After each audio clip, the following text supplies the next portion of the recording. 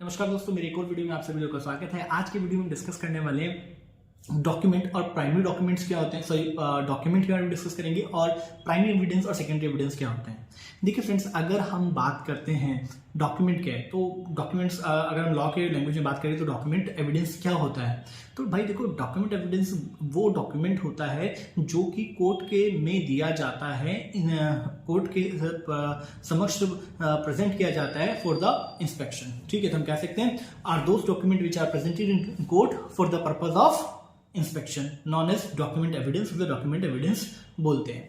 अब जब हमने डॉक्यूमेंट एविडेंस की बात कर ली, तो डॉक्यूमेंट एविडेंस जो होते हैं वो दो तरह के होते हैं। उससे पहले मैं आपको बता देता हूं, अगर ये तो मैंने बताया कि वो डॉक्यूमेंट जो कि कोर्ट में दिए जाएंगे, प्रेजेंट किए जाएंगे इंस्पेक्शन के लिए, उन्हें बोला जाएगा डॉक्यूमेंट एविडेंस।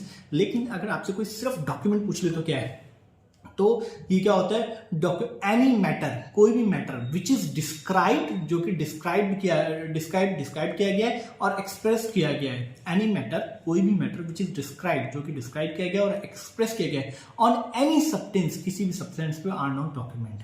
अगर आप किसी चीज पे भी कुछ लिख देंगे, डिस्क्राइब कर देंगे, एक्सप्रेस कर देंगे, तो वो डॉक्यूमेंट ही बन जाएगा। Any matter which is described and expressed known as document, उसे हम डॉक्यूमेंट ही कहते हैं। अब जल्दी से चलते हैं प्राइमरी एविडेंस और सेकेंडरी एविडेंस, जो हमारा मेन टॉपिक था, जो हम डिस्कस करने वाले थे। देखो भाई, प्राइमरी जब नाम ही प्राइमरी है इसका, तो प्राइमरी एविडेंस वो एविडेंस होते हैं, वो एविडेंस होते हैं जिसमें ओरिजिनल डॉक्यूमेंट जो होते हैं वो कोर्ट में दिए जाते हैं। तो मैंने क्या बोला, डॉक्यूमेंट एविडेंस में बोला था कि वो डॉक्यूमेंट जो सिर्फ कोर्ट में दिए जाते हैं। अगर मैं बोल दूं प्राइमरी एविडेंस, तो इसका मतलब होता है वो डॉक्यूमेंट जो कि कोर्ट में दिए जाते हैं। ओरिजिनल डॉक्यूमेंट, ओरिजिनल वर्ड है यहाँ पे, ओरिजिनल डॉक्यूमेंट जो कि कोर्ट में प्रेजेंट किए जाते हैं इंस्पेक्शन के लिए, नॉन एज प्राइमरी एविडेंस। तो primary evidence is the original document which is presented in court for the inspection. ठीक है, अब फिर सेकेंडरी डॉक्यूमेंट क्या हो गया। तो भाई सेकेंडरी डॉक्यूमेंट क्या होगा, तो ये क्या होता है, एक अल्टरनेटिव होता है उसका, हम इसको बोल सकते हैं ये एक अल्टरनेटिव होता है। ठीक है, तो हम क्या बोलेंगे फिर सेकेंडरी डॉक्यूमेंट के लिए, secondary document are not a original document. जो सेकेंडरी डॉक्यूमेंट्स होते हैं वो हमारे ओरिजिनल डॉक्यूमेंट्स नहीं होते हैं, जो कि कोर्ट में दिखाए जाते हैं। दे आर दोज डॉक्यूमेंट, ये वो डॉक्यूमेंट्स है जो सेक्शन 63 में लिखा हुआ है। ठीक है, तो आप बोलोगे सेकेंडरी डॉक्यूमेंट क्या होता है, तो सिंपल दी लाइन है, जो सेक्शन 63 में लिखा हुआ है वही सेकेंडरी डॉक्यूमेंट होता है और ये ओरिजिनल डॉक्यूमेंट नहीं होता है। ठीक है, तो मैंने बता दिया कि भाई ये अल्टरनेट होते हैं उसके। और दूसरा, These are the those document, those document, ये वो डॉक्यूमेंट्स होते हैं, डॉक्यूमेंट एविडेंस होते हैं which are given in court, दिए जाते हैं कोर्ट में as an evidence mention in section 63, जो कि मेंशन है सेक्शन 63 के अंदर।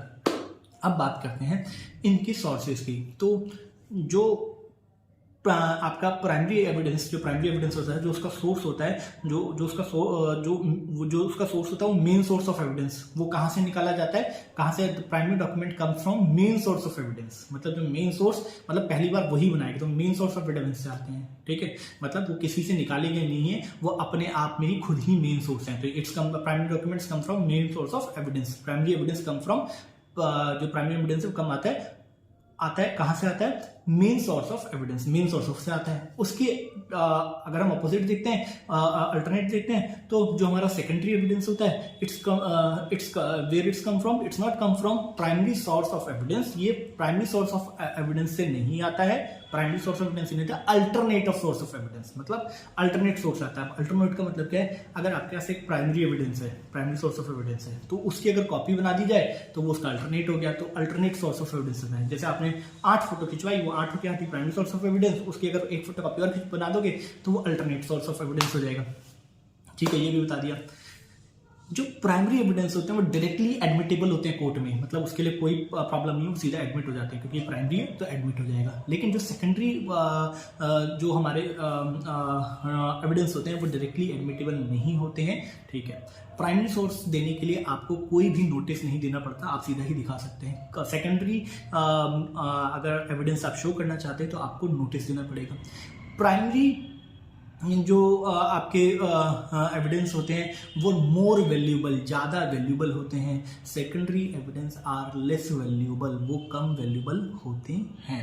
तो ये मैंने आपको बता दिया डिफरेंस बिटवीन प्राइमरी एविडेंस और सेकेंडरी एविडेंस। सेकेंडरी एविडेंस तभी दिए जाते हैं जब अवेलेबिलिटी नहीं होती है, सेकेंडरी एविडेंस तभी दिए जाते हैं जब अवेलेबिलिटी नहीं होती प्राइमरी एविडेंस की।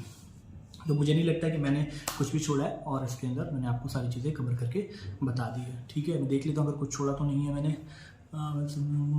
ठीक है भाई, तो दैट्स इट। आप इसको बिल्कुल रेडी है एग्ज़ाम के लिए, यही पूरा एक सोर्स को आप इस तरह से लिख सकते हैं। तो हमने डिस्कस करा डॉक्यूमेंट एविडेंस। डॉक्यूमेंट एविडेंस दो तरह के होते हैं, प्राइमरी एविडेंस और दूसरा सेकेंडरी एविडेंस। और इसमें हमने एक चीज़ और डिटेल की थी कि डॉक्यूमेंट क्या होता है। तो इस टॉपिक में हमने कवर कर लिया। Thank you so much, have a nice day.